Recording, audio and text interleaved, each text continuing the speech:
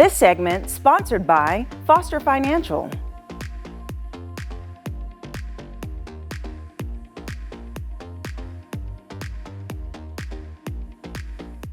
Welcome back to Women's Wealth Wednesday with Foster Financial, where we provide you with holistic financial advice, in particular for women today. And joining me is Caleb Doane, the Vice President of Foster Financial. Hi, Caleb. Hi. Welcome back. Thanks very much.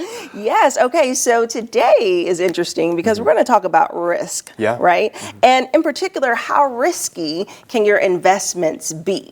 Right. And I know that this is so important because people sometimes gamble in their mind, like, okay, like, should I walk the edge of investment? Right. You know, is it like going and gambling or something, or is it something that I should be more conservative with? Right. So what information do you have for us today? Yeah. So, I mean, that's a very big question that we get from a lot of clients is, you know, how risky or how conservative should I be? And of course, you know, the kind of non-answer is that it really depends, right? So, Yeah. I mean, that's one of the things that we look at in a financial plan for clients is to kind of prescribe, you know, how conservative or how growth-oriented their account should be. And it's really a good time to take a look at this, especially with all the volatility that we've seen in the stock market.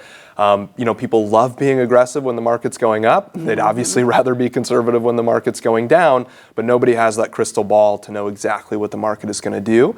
So it's always a good idea to be invested appropriately for your risk level and for your goals in the plan. And that's really where we like to step in and identify what's the appropriate risk level for each client. Yeah, I'm sure that's probably like the number one question as a financial advisor. People are probably asking you, like you said, to look into that crystal ball and kind of predict the markets, right? But how can you do that? Because it's impossible. So when someone does ask you that, what is your answer to them? Yeah, so I mean, it's easy as far as to answer, you know, how risky or how conservative they should be when we take them through our process. Okay, so a lot of times people come in and they'll say, hey, I'm a conservative investor, and then we'll look at their investment accounts, how they're currently invested, and we'll say, okay, yeah, you're a little bit more of a moderate investor, how you're invested right now. So if you end up becoming a client with us, maybe we'll tweak things a little bit to make sure it's aligned with your goals. But we take them through a process. So that involves a risk quiz that we give them. And that has kind of some, you know, fact-based questions. So we'll ask them, you know, how many years are you away from retirement? What's your net worth? And then there's some more opinion-based questions about, you know, here are a few different, you know, best and worst case scenarios that could happen within your accounts. Which one are you most, you know, comfortable with? And that allows us to take a more, you know, scientific approach to see how conservative or how growth-oriented they should be. Yeah, because you do have a very meticulous process, which is great when you're onboarding new clients. And so as they are deciding what their preferences are when it comes to if they want to be risky or conservative, is that something that has to last throughout their time of having their portfolio with you? Or can they change it along the way, especially as they observe the stock markets? Oh, yeah. Yeah, it will certainly change over time. So not only does people's preferences change, but their life circumstances change. So, I mean, typically when you're younger, you know, maybe you're more growth oriented, and you have a lot of years before you need to actually pull from the investment account. So it typically lends itself to being a little bit more growth oriented. But as people get closer to retirement, maybe their preferences haven't changed very much, but we know that they're going to need to start pulling money out of the stock market. So then we'll typically recommend reducing risk a little bit there.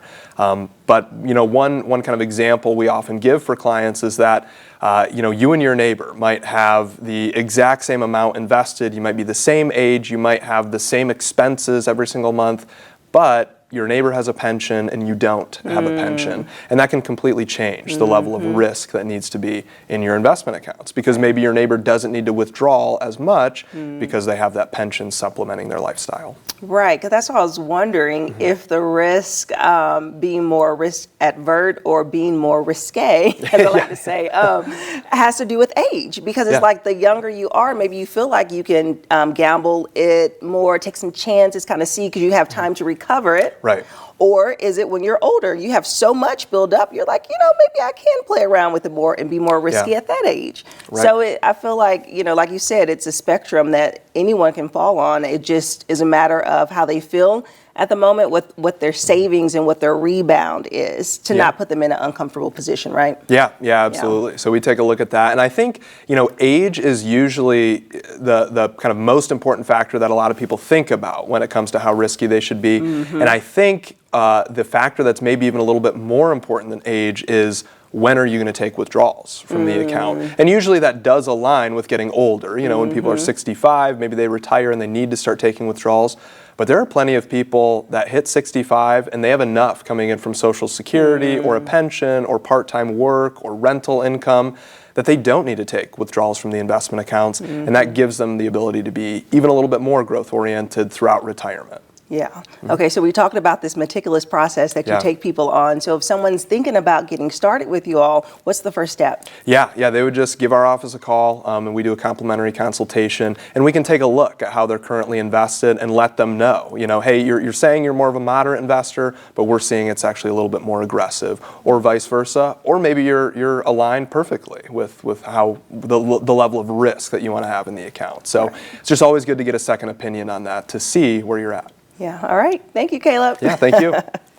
And like Caleb said, you can just give them a call for a complimentary consultation. We'll have their phone number listed below, and I'll see you after the break.